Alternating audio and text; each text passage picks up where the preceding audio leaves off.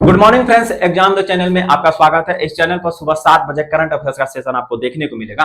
अगर आप चाहते हैं कि हमसे एग्जाम में करंट अफेयर्स का क्वेश्चन नहीं छूटे तो आप हमारे चैनल से जुड़ सकते हैं। आइए करंट अफेयर्स का पहला क्वेश्चन देखिएगा। नॉर्वे शतरंज 2026 का खिताब जीतने वाला पहले भारतीय खिलाड़ी कौन बने हैं? आपके सामने जो है 4 ऑप्शन दिया हुआ है। डी गुकेश, विदित गुजराती, आर प्रज्ञानंद और विश्वनाथ आनंद। जो है ऑप्शन क्या हो जाएगा कि हमारा सी हो जाएगा।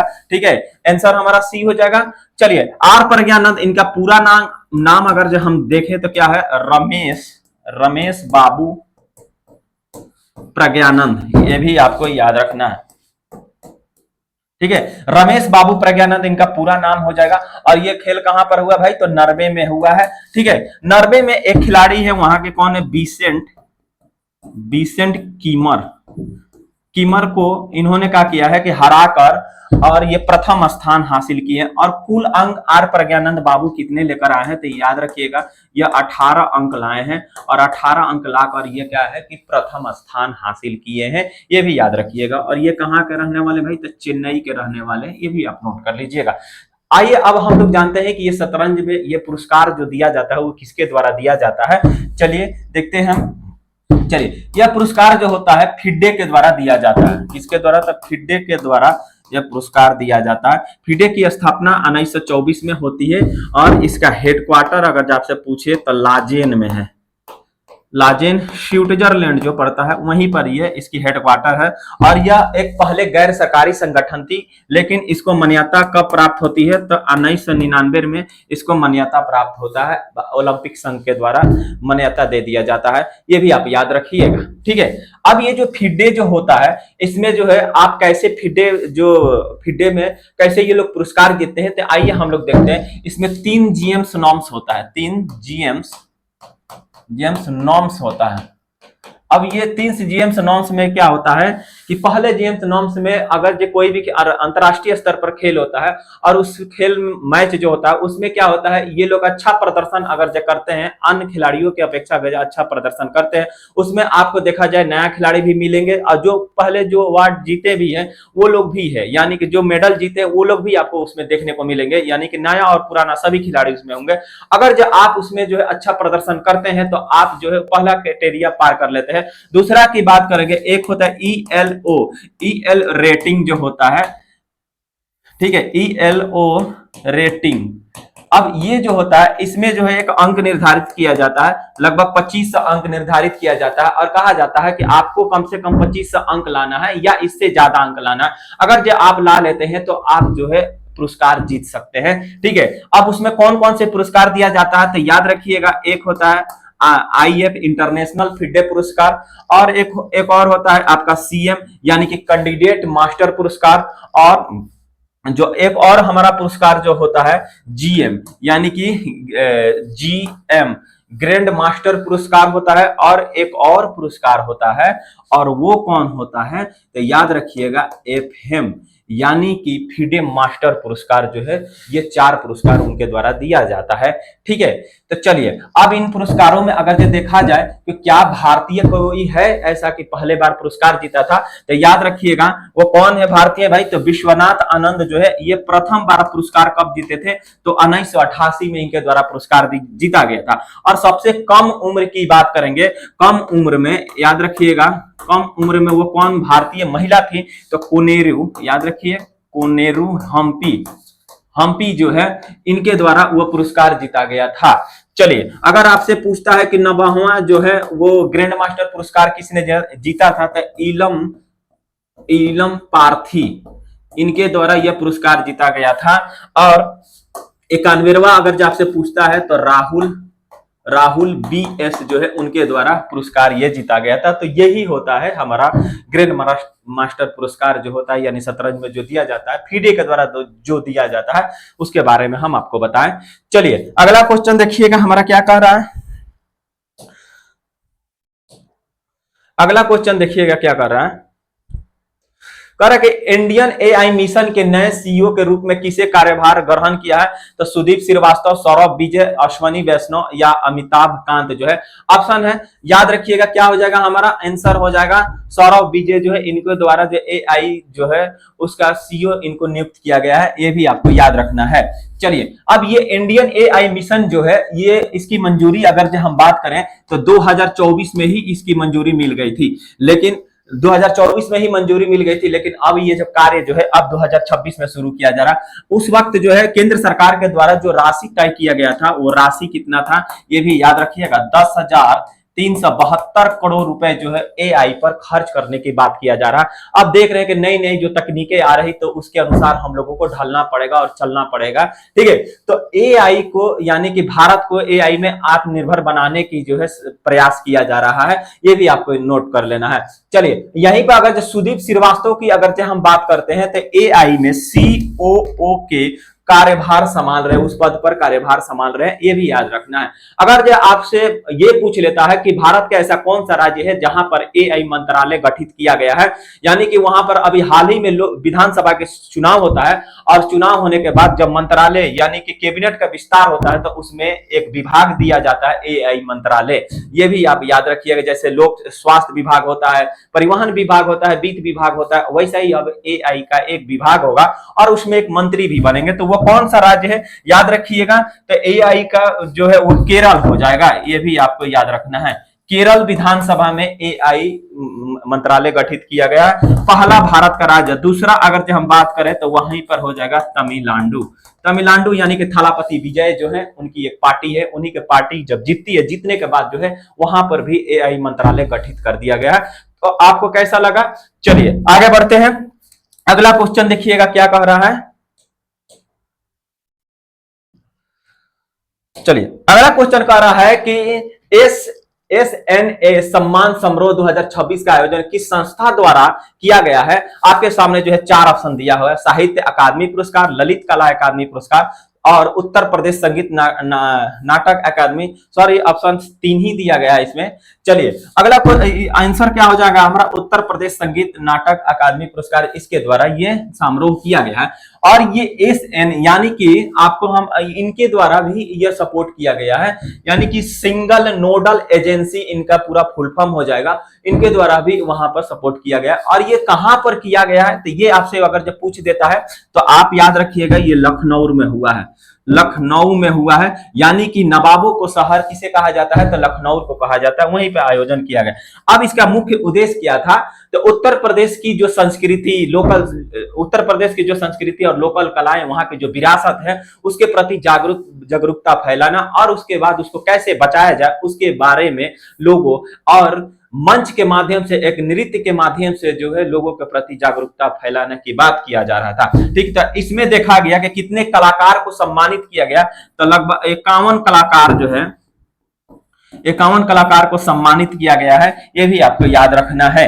चलिए, अब इसमें देखा जाए, यानी कि अगर जो हम बात करें उत्तर प्रदेश की जो उत्तर प्रदेश जो है, उत्तर प्रदेश के कुछ नृत्य के बारे में आपसे पूछ देता है कि बताइए कि उत्तर प्रदेश के नृत्य के बारे में। आपसे बात करेंगे कजरी। कजरी रे, कजरी जो है एक नृत्य होता है, वो उत्तर प्रदेश में होता है। नौटंकी याद रखिएगा, नौटंकी जो है वो कहां पर होता है? उत्तर प्रदेश में होता है, ठीक है।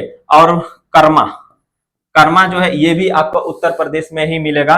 और रामलीला, रामलीला जो है, रामलीला ये भी उत्तर प्रदेश में मिलेगा, ठीक है। धोबिया याद रखिएगा, धोबिया, धोबिया जो है ये भी उत्तर प्रदेश में आपको देखने को मिलेगा। तो कुछ नृत्य से के बारे में पूछ लेता है, जैसे कि कथक। कथक जो है ये जो है लखनऊ घराने की है, ये भी एक नृत्य है, समझे। चलिए, अगला बात इसी में देखते हैं, ललित कला अकादमी जो है इसकी स्थापना कब होती है? तो 1954 में होती है। और 1954 में इसकी हेडक्वार्टर कहां पर है? तो आप कहिएगा कि नई दिल्ली में। कहां पर है भाई? तो नई दिल्ली में इसकी हेडक्वार्टर है, ये भी आप याद रखिएगा। साथ ही साथ देखा जाए कि भारत के शिक्षा मंत्री उस वक्त अबुल कलाम आजाद थे, उन्हीं के द्वारा इसकी स्थापना किया गया था, ये भी आपको याद रखना है। चलिए, अगला क्वेश्चन देखिएगा क्या कह रहा है हमारा। अच्छा, उत्तर प्रदेश की बात करेंगे तो थोड़ा सा पॉलिटिकल बात अगर जो हम कर लेते हैं तो वहां के सीएम कौन है, तो आप याद कहिएगा योगी जी है, बुलडोजर बाबा। ठीक है, चलिए उसके बाद जो है वहां के क्या भाई राज्यपाल कौन है, तो आनंदीबेन पटेल है, ये भी याद रखना। वहां पर विधानसभा का अगर जो सीट आपसे पूछ लेता है तो 403 विधानसभा का सीट है। और वहीं पर अगर जो लोकसभा के सीट अगर जो आपसे पूछता है तो कितना है, तो 80 है। राज्यसभा के सीट पूछता है तो 31 है। विधान परिषद के अगर जो सीट पूछता है तो कितना है, तो बाबू 100 है, ये भी याद रखना है। चलिए आगे बढ़ते हैं हम लोग। अगला क्वेश्चन देखिएगा क्या कह रहा है। अगला क्वेश्चन है कि पंचायत उन्नत सूचकांक को कौन सा पुरस्कार प्राप्त हुआ है। आपके सामने जो है 4 ऑप्शन दिया हुआ है, बताइएगा। पद्म पुरस्कार, राष्ट्रीय ई गवर्नेंस पुरस्कार और राष्ट्रीय ग्राम पुरस्कार, ग्राम विकास पुरस्कार और डिजिटल इंडिया पुरस्कार, ये 4 ऑप्शन दिया हुआ है। तो ऑप्शन क्या हो जाएगा, अभी हाल ही में इनके द्वारा ये पुरस्कार जीता गया है। कौन सा, राष्ट्रीय ई गवर्नेंस पुरस्कार 2026, यह एक स्वर्ण पुरस्कार था, ये भी याद रखिएगा। अब ये पंचायत उन्नति सूचकांक जो होता है, इसमें जो है एक सीमा आधारित किया जाता है, जैसे कि 150 अंकों से लेकर 230 तक देखा गया।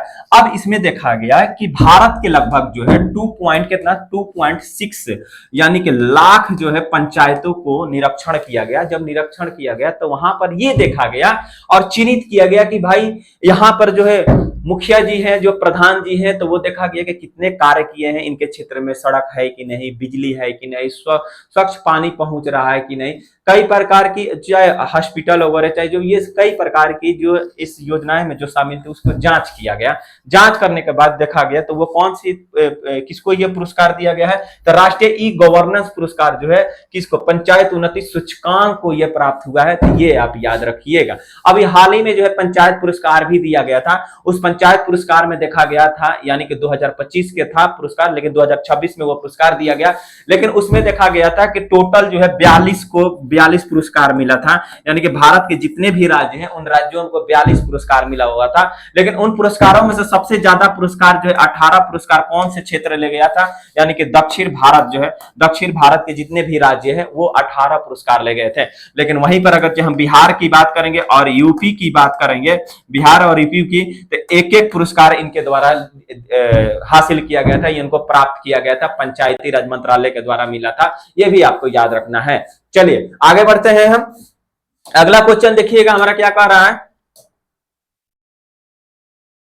चलिए अगला क्वेश्चन कह रहा है कि स्वामीनाथन जानकी रमन को किस पद पर 2 वर्ष का कार्यकाल विस्तार दिया गया है। तो आपके सामने जो है ऑप्शन दिया है, आरबीआई के उपराज्यपाल, एसबीआई के अध्यक्ष और वित्त सचिव, और यहां पर याद रखिएगा एचडीएफसी लिख लीजिएगा, एचडीएफसी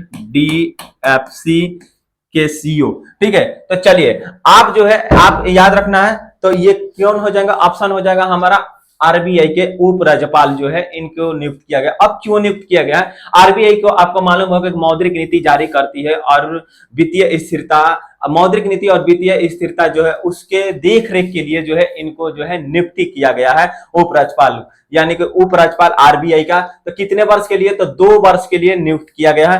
अब आते हैं हम लोग, अगर जो उपराज्यपाल की बात करते हैं, यानी कि डिप्टी गवर्नर जो होते हैं, इनकी तो नियुक्ति कर दिए। अगर जो आपसे पूछ देता है कि आरबीआई के गवर्नर कौन है, तो आप याद रखिएगा संजय मल्होत्रा है। संजय मल्होत्रा आरबीआई के गवर्नर है। और वहीं पे डिप्टी गवर्नर अगर जो आपसे पूछ देता तो जानकी रमन है, ये भी आपको याद रखना है। ठीक है, आरबीआई की स्थापना कब होती है, तो याद रखिएगा 1934 के एक्ट आता है, ठीक है, अधिनियम। और उसके बाद जो है 1 अप्रैल 1935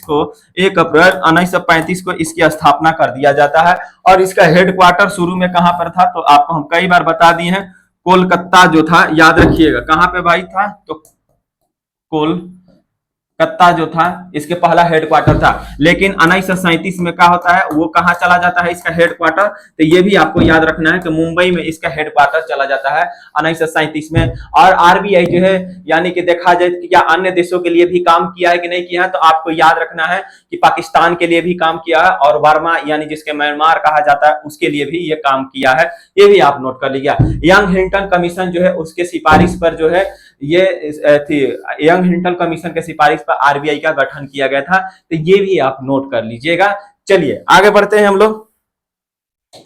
अगला क्वेश्चन देखिएगा क्या कह रहा है हमारा। चले, कह रहा कि भारतीय वायुसेना के अगले उप प्रमुख के रूप में किसे नियुक्त किया गया है। आपके सामने जो है चार ऑप्शन है। ऑप्शन देखा जाए अमर प्रताप प्रीत सिंह, और ऑप्शन बी में देखेगा आर हरि कुमार, और सी जो है आशुतोष दीक्षित, और डी जो है मनोज पांडे। तो ऑप्शन क्या हो जाएगा, सी हो जाएगा, यानी कि आंसर हमारा हो जाएगा आशुतोष दीक्षित को नियुक्त किया गया है। याद रखिएगा आशुतोष दीक्षित जो है इनको अनुभव अगर जो देखा जाए तो ये आप याद रखिएगा मिराज मिराज 2000 ये एक फाइटर है, जेट है, इसको इन्होंने चलाए हैं। और उसके बाद जो है मिग 21 जो है इसको भी चलाए हैं। और जो है जगुआर, कौन है भाई, तो जगुआर जो इन देखा जाए तो इनको जो है यानी कि आपको देखा जाए फाइटर हो गया, यानी कि जेट विमान वगैरह जो होता है, जिसको जहाज वगैरह इनको चलाने का जो है कितना भाई, तो 3300 घंटा का अनुभव है। ये भी आपको याद रखना है, 3300 घंटा का अनुभव है। ठीक है, तो किनको भाई, आशुतोष दीक्षित को नियुक्त किया गया है। चलिए, अगर जब हम आपसे पूछे कि भाई आगे बताइएगा इसमें अमरप्रीत सिंह ये जो है भाई किसका है भाई, तो याद रखना है आपको, थल सेना के महानिदेशक पूछ देता है कि जल सेना का या वायु सेना का, तो याद रखे अमरप्रीत सिंह जो है वायु सेना का है, ये भी आपको याद रखना है।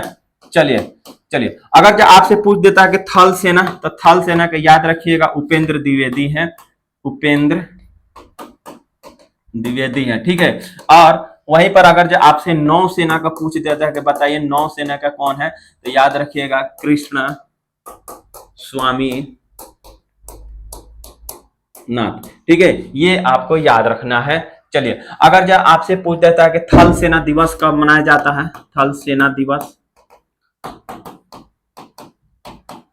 और वायु सेना दिवस और नौसेना दिवस, ये सभी आपको याद रखना है, एग्जाम में पूछ देता है। तो याद रखिएगा थल सेना जब भी आपसे पूछेगा तो कहिएगा कि 15 जनवरी को मनाया जाता है, और वायु सेना दिवस अगर जो आपसे पूछ देता है तो 8 अक्टूबर को। ठीक है, और नौसेना दिवस जो है 4 दिसंबर को ये मनाया जाता है, ये भी आपको याद रखना है। चलिए आगे बढ़ते हैं, अगला क्वेश्चन देखिएगा क्या कर रहा है।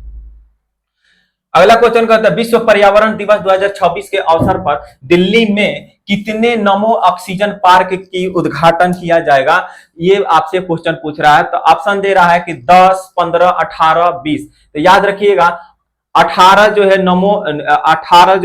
नमो ऑक्सीजन पार्क का उद्घाटन किया जाएगा, ये भी आप याद रखिएगा। अब ये नमो पार्क जो है क्यों भाई इसको उद्घाटन किया जा रहा है, तो कहा जा रहा है कि दिल्ली की बात करेंगे, यहाँ पर जो है स्वच्छ हवा के लिए, प्रदूषण को कम करने के लिए, हमारी पर्यावरण है उस पर्यावरण को संरक्षण कैसे किया जाए, जलवायु परिवर्तन, इस सभी पर चर्चा इसमें किया गया। और साथ ही साथ कहा जा रहा है कि दिल्ली में नमो ऑक्सीजन पार्क जो है लगाया जाएगा कितना, 18। और उसके बाद ही अगर हम देखें तो ये कितना भाई, तो 15 लाख वृक्ष लगाने की बात कहा गया है। कितना भाई, तो 15 लाख जो है वृक्ष लगाने की बात किया गया है। और एक वृक्ष अपनी मां के नाम, इसमें कहा गया है कि एक वृक्ष अपने मां के नाम, मां के नाम, ये भी आपको याद रखना है। ठीक है, तो ये ऑक्सीजन पार्क कहां पर भाई, तो नई दिल्ली में होगा। ये भी कितना, तो 18, ये भी आपको नोट कर लेना है। विश्व पर्यावरण दिवस था, उसी पर यह घोषणा किया गया था, तो आपको याद रखना है। चलिए अगला क्वेश्चन देखिएगा क्या कर रहा है हमारा। चलिए अगला क्वेश्चन कह रहा है कि विश्व प्रत्यायन दिवस का संयुक्त आयोजन किन संगठनों के द्वारा किया जाता है। तो आपसे जो है 4 ऑप्शन दिया हुआ है, WHO या यूनेस्को, या ऑप्शन बी में देखा जाता है IAF और ILACC, या ऑप्शन सी WTO, IMFD, और ऑप्शन डी जो है UNEP या FAO। तो याद रखिएगा ऑप्शन क्या हो जाएगा हमारा, बी हो जाएगा, यानी कि IAF और ILACC जो है इसके द्वारा। अब ये क्यों किया जाता है, तो याद रखिएगा विश्व व्यापार संगठन जो होता है, यानी कि दुनिया भर में जितनी भी व्यापार होता है, उपभोक्ता, यानी कि हम जैसे कि मार्केट वगैरह में भी चले जाएंगे जितने, तो उन जितने भी लोग व्यापार वगैरह होते हैं, तो इन सभी के अंदर जो है, इन सभी पर विश्वास की बात करेंगे। विश्वास जो होता है, उस विश्वास को, उसकी गुणवत्ता को बनाए रखने के लिए, और वो कौन देखरेख करता है, तो इसी के द्वारा जो है, इन्हीं संगठन के द्वारा किया जाता है। ये भी आपको याद रखना है। चलिए अगला क्वेश्चन देखिएगा हमारा क्या कह रहा है। चलिए, तो आप देखिए हमारा करंट अफेयर्स का 8 क्वेश्चन था। अगर आपको करंट अफेयर्स अगर जो अच्छा लगा हो तो हमारे चैनल को सब्सक्राइब करिएगा और लाइक करिएगा। जय हिंद, जय भारत।